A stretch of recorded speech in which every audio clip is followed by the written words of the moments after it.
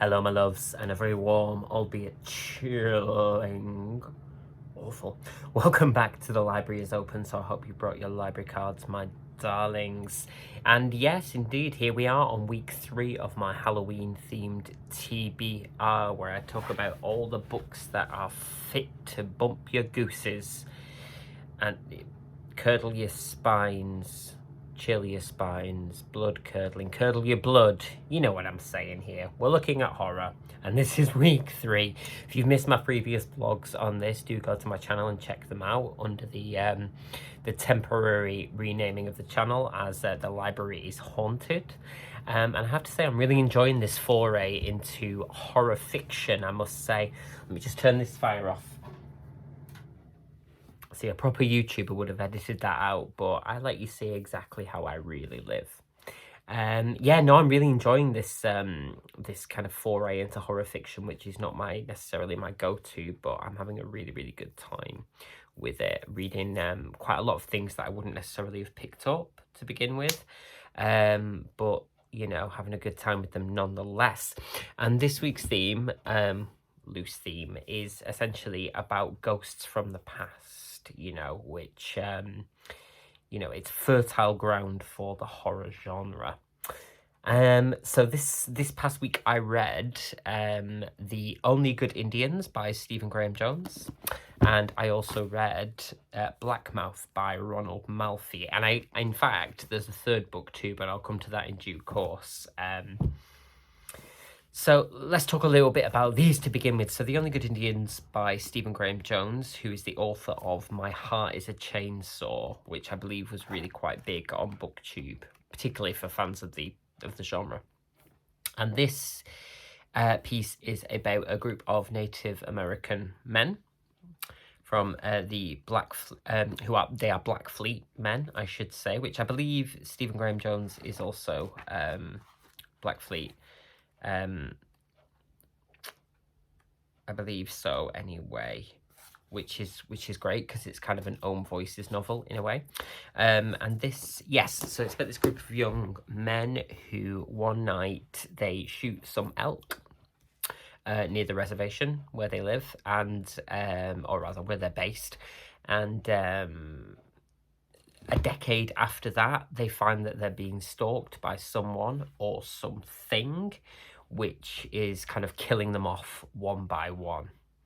And the kind of inference is that the elk that they targeted have in some way come back to exact their revenge. So in many ways it's quite a familiar kind of horror trope in a way, albeit with some specific cultural details and, you know, kind of information about particular what would we say, particular beliefs and superstitions and so on and so forth. Now, what's interesting about this novel, I think in particular, is not only is it very, very well written in terms of it feels very much like a sort of literary horror thing, but not in a way whereby you're kind of missing out any of the terror because of, you know, the writing style. You know what I'm saying? Sometimes when things are classified as literary or whatever, there's a particular expectation about how they'll be written, and it almost sanitizes the kind of gorier aspects. Fear not, this is gory. And, you know, for my vegans in the house as well and my animal lovers, which are surely one and the same thing, you know, there is descriptions of animal cruelty, not as you know, not throughout or continuously, although you might suspect that, but it is there. So if that is something you're sensitive to, then maybe give this one a miss. What's great about this is the variety of points of view that we get, and the way that the narrative kind of, what would I say, it doesn't underestimate its audience. It treats you as a kind of equal, and doesn't feel the need to explain things to you. Like, we kind of shift from, it's not first person per se, but it shifts from each of the 4 men in question, who are Ricky, Gabe, Lewis and Cassidy, who are the original 4 who were kind of involved in the elk shooting, and they and it looks at their kind of lives and how they or if they meet their makers as a result of what they did. Or is that even what's going on? Who can say? No spoilers. But it also goes to the person who is the kind of antagonist, if you will, although that's a debatable term, isn't it, really? Because I think when we think about, you know, the antagonist, it's often with a value judgment that, you know, or I guess even in classic horror, like the monster, as if they are the wrong person. But there's a lot of ethical and moral stuff going on in this novel whereby you kind of have to not decide who you're with, because there's no kind of good outcome really, is there, to revenge per se, but you can kind of empathize, I guess, with different characters and their particular motivations. What's really interesting for me here was, again, not only that, but also the way that the storytelling is so fluid and quick. There's nothing in here, and it's not a huge book. I think it's, how many is it? It's 350 odd pages, so it's not massive, it's not the biggest book, but there's nothing spare in here that didn't need to be there. And, you know, the kind of horror, the creeping menace elements are, to my mind at least, genuinely chilling. Like, there are moments where you're a bit like, I'll just pull the covers a bit tight around me, maybe I won't read this at bedtime. But yeah, so no, it's interesting as well, and I also think it would be, I guess, again, the word interesting, to look back at the kind of, not only the cultural underpinnings of this particular group of characters and their relationship to the earth, to the animals, to so on and so forth, but also to consider, you know, those kind of issues more broadly on a global scale, I suppose, and see, or rather think about whether, you know, behaviours that are, it's really hard to do this without doing spoilers, behaviours that are kind of frowned upon in particular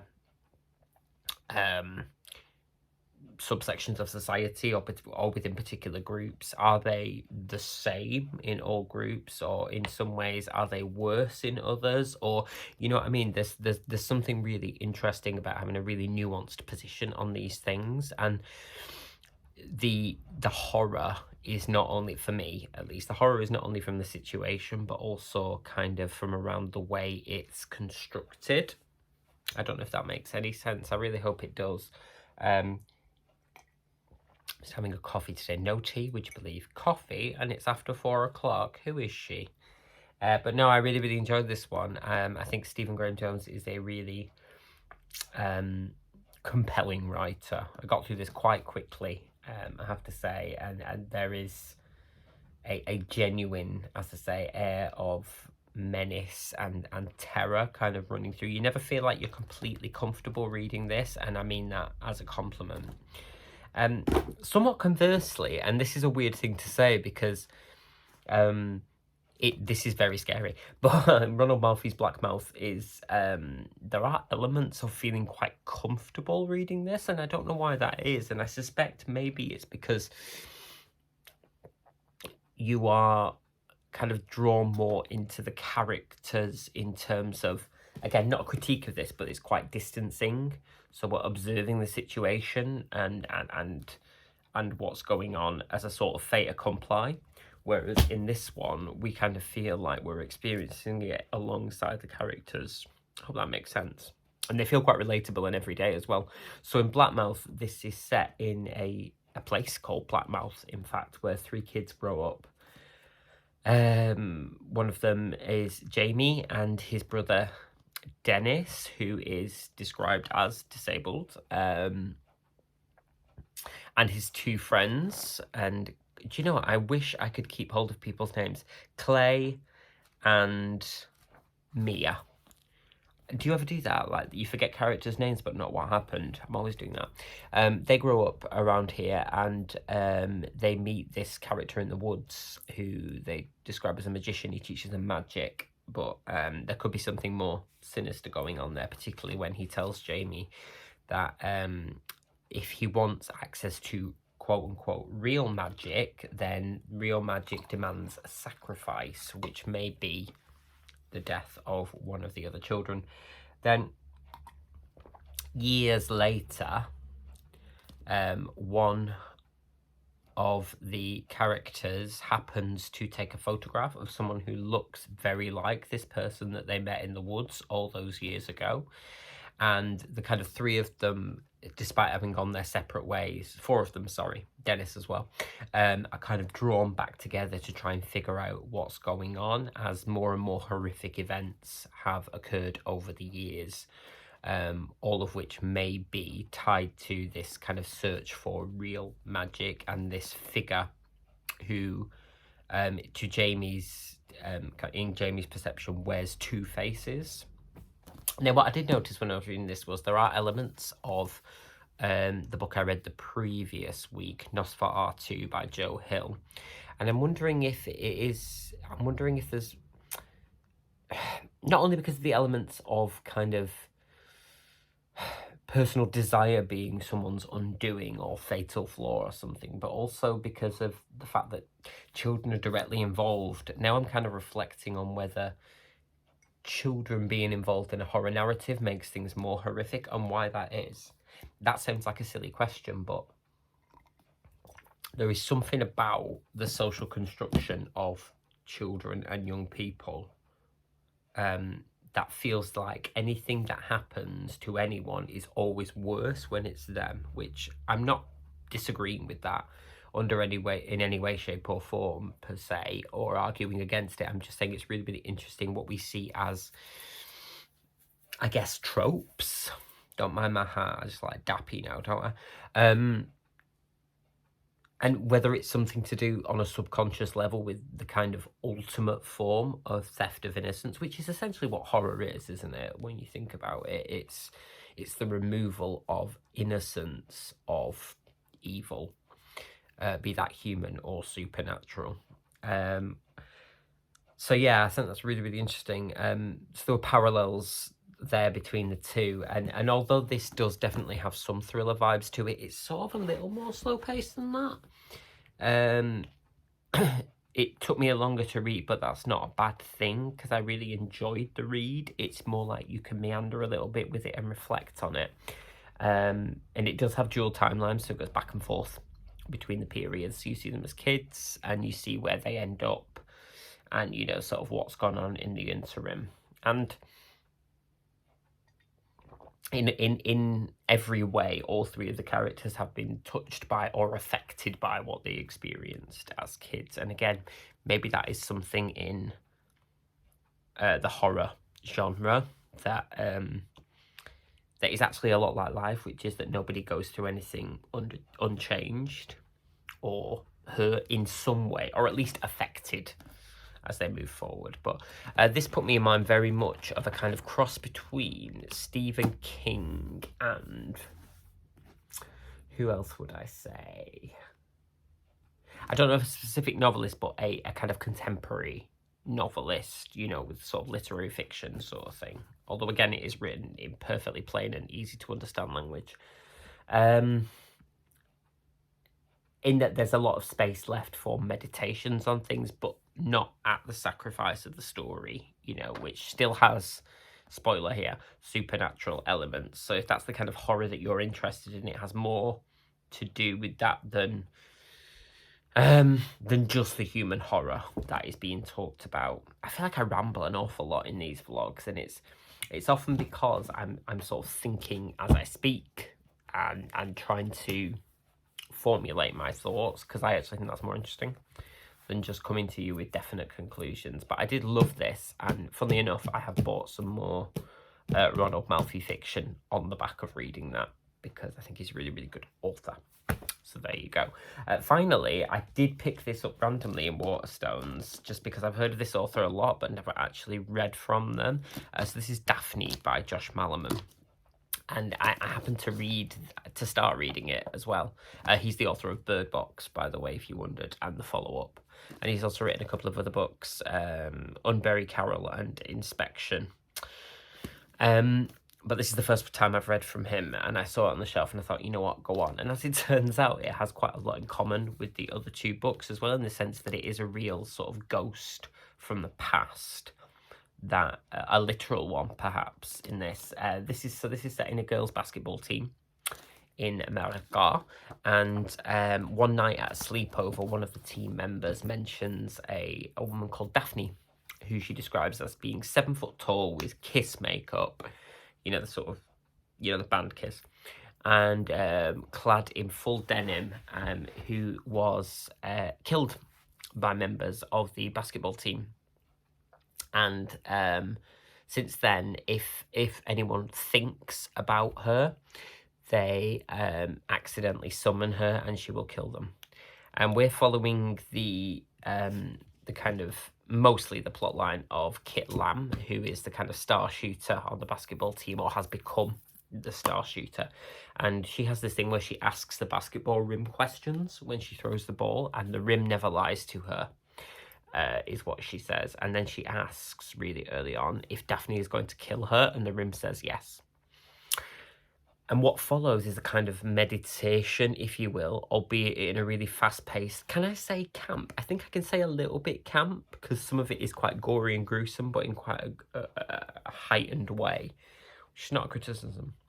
A kind of thing about collective memory and community grief and mourning, which sounds like a weird thing to say of as camp, because that part of the story is not camp, it's just, you know, what follows.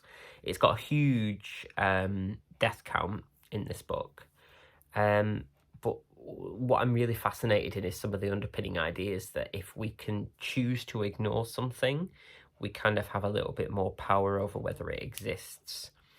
And there's a lot in kind of Kit's plot line about the fact that she lives with anxiety, and so, you know, being kind of beholden to her thoughts and her subconscious and her feelings, which kind of makes her a prime candidate, as it were, for the kind of reign of terror of this humongous basketball player who may or may not be coming to kill her based on what the basketball room said. That's where the camp comes, you see what I mean? But it's a rollicking good read. I really, really liked this. And there is, as I say, there are some deeper lessons there about collective hysteria, but also collective forgetting, and to whom we owe memory, and whether ghosts from the past are sometimes reminders of things that shouldn't or can't be forgotten.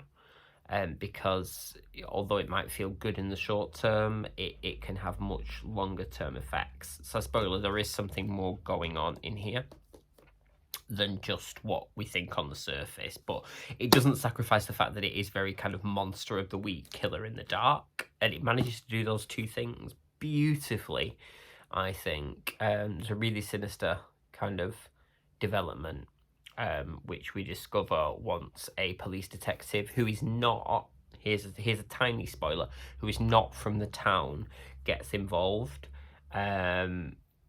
which I just found really, really, really fascinating. Final clue is to do with a bunny. So there's no cruelty to animals in this one, don't worry. Although there is, I need to mention this, in Blackmouth. Again, be aware of that if you are going to read. It's not excessive, but it is there.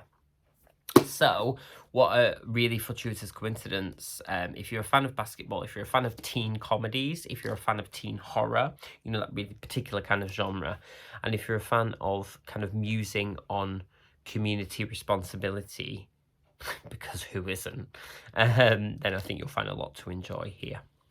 So there we go, that's this week's vlog done. Rambles rambled, pumpkins patched, spines tingled, blood curled. We got there in the end, didn't we? All right, my darlings, put your library cards somewhere safe for now, because we will be back next week with a series of short, sharp shocks, which is to say I'll be reading some horror-themed novellas for those of you who fancy a quick read for the Halloween season. Till next time, please take care. Please put on a light. You know, when you're in a darkened house. That didn't work. be careful in a haunted house. I don't know. Who knows what I'm saying? It's the end of the day. Look after yourselves. Keep warm because it's really, really cold at the moment, especially in the UK. And I will see you next time on The Library is Haunted.